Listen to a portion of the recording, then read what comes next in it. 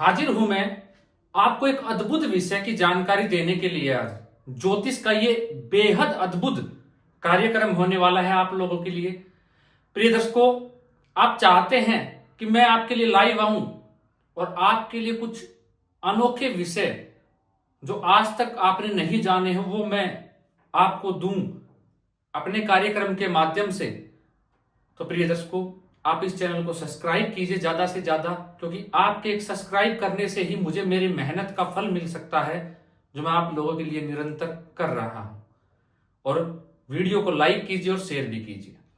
चलिए प्रिय दर्शकों, आज का विषय जो मैं आपको बताने जा रहा हूं इसमें वैदिक ज्योतिष ने भी पुष्टि की है और लाल किताब ने भी पुष्टि की है। ये क्या कहते हैं, आज का जो विषय है वो जान लीजिए। किसी भी भाव के ऊपर कोई भी जो ग्रह है, मैं ग्रहों की दृष्टि का प्रभाव आपको समझाने जा रहा हूं। कोई भी जो ग्रह है कुंडली के अंदर आपके बैठा हुआ हो, वो किसी और ग्रह से दृष्ट ना हो, अकेला हो और किसी ग्रह के साथ युति में भी ना हो। तो ये लाल किताब और वैदिक ज्योतिष क्या कहता है 9 ग्रहों के बारे में, आज का विषय ये है मेरा जो मैं आज आपको समझाने जा रहा हूं। प्रिय दर्शकों, अगर आपकी जन्म कुंडली में सूर्य ग्रह, आपकी जन्म कुंडली में सूर्य ग्रह अकेले हों, कोई भी ग्रह उन्हें दृष्टि ना डाल रहा हो उनके ऊपर, और वो किसी ग्रह के साथ युति में भी ना हो, तो शास्त्र कहता है, वैदिक ज्योतिष और लाल किताब कहती है, दोनों कहते हैं कि ऐसा जातक धनी होता है, अपने पुरुषार्थ के दम पे ऐसा जातक धन कमाता है, ऐसे जातक का आत्मविश्वास बड़ा ही चरम पर रहता है, वो निरंतर धन कमाता चला जाता है अपने जीवन काल के अंदर और उसके पास धन की कोई कमी नहीं रहती। ऐसा जातक आध्यात्मिक होता है, धर्म के मार्ग पर चलने वाला भी होता है। ऐसा जातक राजनीति में भी सफलता अर्जित करता है और प्रचुर मात्रा में सबसे ज्यादा जो एक बात कही गई, अगर सूर्य के ऊपर किसी ग्रह की दृष्टि नहीं है, सूर्य किसी ग्रह के साथ युति में नहीं है, यही कहा गया कि ऐसा जातक धनी बहुत होता है। प्रिय दर्शकों, जो मेन बात कही गई, तो इसके लिए आपको ज्यादा कुछ नहीं देखना। आप जानते हैं, अगर आप मेरे पुराने दर्शक हैं, मेरे कार्यक्रम देखते हुए आ रहे हैं, तो आपको पता है कि किस ग्रह के पास कितनी दृष्टि होती है और कौन ग्रह कब किस ग्रह को देखता है, यह आप भली बात ही जानते हैं।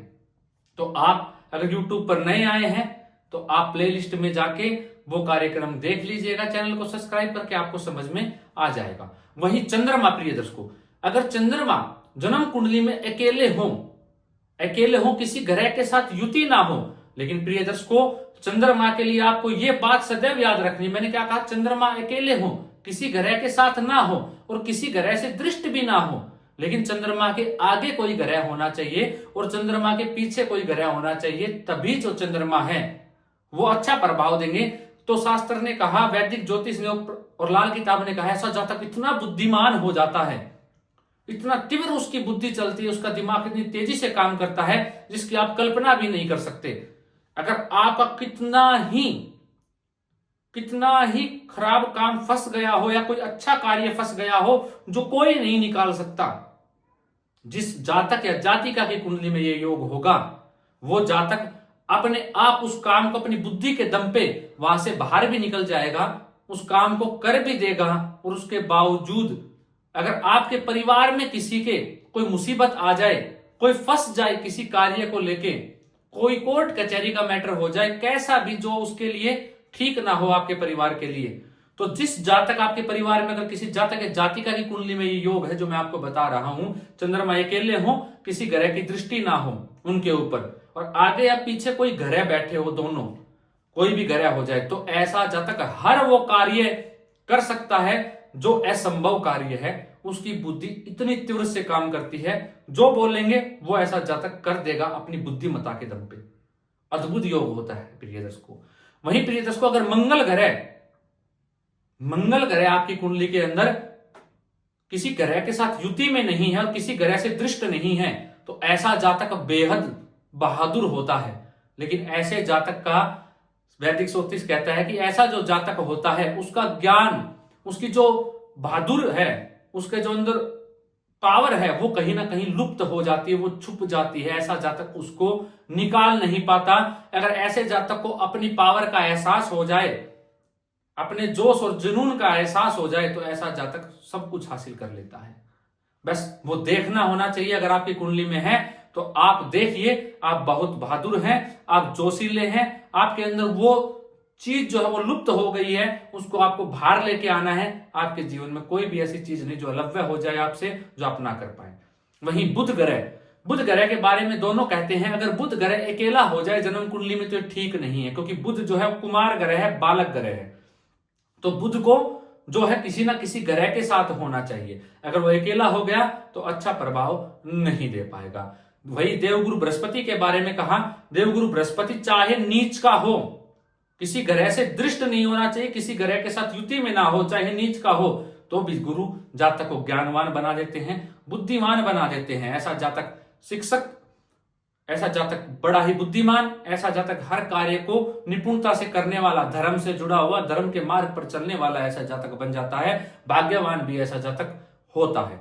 वही बात शुक्र पे लागू कर लीजिए प्रिय दर्शकों, सही सेम बात। शुक्र भी अगर कुंडली के अंदर किसी ग्रह के साथ नहीं है, किसी ग्रह से दृष्ट नहीं है, तो वो भी बड़ा ही श्रेष्ठ फल देंगे, खराब फल नहीं देंगे। अब बात रही शनि की प्रिय दर्शकों। अब शनि के लिए कहा कि शनि ग्रह किसी ग्रह से दृष्ट ना हो या किसी ग्रह के साथ ना हो तो शनि भी निष्फल हो जाते हैं अपना फल देने के लिए। कहते हैं कि वो भी बुध की तरह ही हो जाएंगे। वो जैसे बुध जिस ग्रह के साथ होके अपना निस्तेज हो जाता है, जैसे सूर्य आदि के साथ उनके जैसा ही प्रभाव देना शुरू कर देता है, ऐसे ही शनि ग्रह निस्तेज हो जाएंगे और वो फल देने में बाध्य हो जाएंगे अगर किसी ग्रह की दृष्टि नहीं है या किसी ग्रह के साथ शनि आपकी कुंडली में नहीं है, तो वो भी फल आपको नहीं दे पाएंगे। क्योंकि आप जानते हैं शनि जन्म कुंडली के अंदर सेवक की उपाधि लिए हुए है, क्योंकि नौकर की जो उपाधि है जन्म कुंडली के अंदर वो शनि को प्राप्त है। वहीं प्रिय दर्शकों राहु के बारे में कहा, ऐसा जातक राहु, ये वैदिक ज्योतिष भी कहता है, लाल किताब भी कहती है, अगर राहु और केतु जन्म कुंडली के अंदर किसी ग्रह के साथ ना हो, अकेले बैठे हुए हों, तो बड़ा ही श्रेष्ठ फल देते हैं, उत्तम फल देते हैं और जबरदस्त इनका प्रभाव आपको जीवन काल में देखने को मिलेगा। अगर वो अकेले हैं, किसी ग्रह के साथ नहीं है। तो राहु के बारे में क्या कहा कि राहु अगर कुंडली में अकेले हों, किसी ग्रह आदि से दृष्ट ना हो, तो बड़ा ही उत्तम है। ऐसा जातक उच्च कोटि का राजनीतिज्ञ भी हो सकता है और जीवन में सफलता उसके पास आती ही रहेगी, कमी नहीं रहेगी किसी चीज की। वहीं केतु के बारे में कहा प्रिय दर्शकों, अगर केतु है तो ऐसा जातक बड़ा ही पराक्रमी, साहसी, दिमागदार, कूटनीतिज्ञ, जोशीला, हर कार्य को प्राप्त कर लेता है अपनी बुद्धिमत्ता के दम के ऊपर। अगर केतु जन्म कुंडली के अंदर अकेला हो, किसी ग्रह के साथ ना बैठा हो, किसी ग्रह की दृष्टि ना पड़ रही हो केतु के ऊपर, तो ये भी जबरदस्त ऐसे जातक का प्रभाव देखने को मिलता है। केतु अपना सर्वाधिक प्रभाव उस कुंडली में दिखाता है और श्रेष्ठ ऐसे जातक को बना देता है प्रिय दर्शकों। तो प्रिय दर्शकों ग्रहों की दृष्टि पड़ जाने मात्र से इन ग्रहों के अंदर कितना फर्क आ जाता है, ये कैसे अपना प्रभाव बदल देते हैं, ये बात आज आपने जान ली है इस कार्यक्रम के माध्यम से। तो प्रिय दर्शकों देखिए, सूर्य से लेकर केतु तक अगर आपकी कुंडली के अंदर कोई ग्रह, कोई भी एक ग्रह अगर दृष्टि संबंध में नहीं है किसी ग्रह के या किसी ग्रह के साथ नहीं है, तो अपना श्रेष्ठ प्रभाव देगा। सिर्फ बुध को छोड़ दीजिए और शनि को, इसके अलावा चाहे वो नीच राशि में ही क्यों ना हो, अपना श्रेष्ठ ही फल देते हैं, जातक को आगे ही बढ़ाते हैं। याद कर लीजिएगा ज्योतिष के इस एक सिद्धांत को। आज के लिए इतना ही प्रिय दर्शकों, मिलता हूं कोई नया और अद्भुत कार्यक्रम लेकर आप लोगों के लिए। अभी के लिए मुझे इजाजत दीजिए।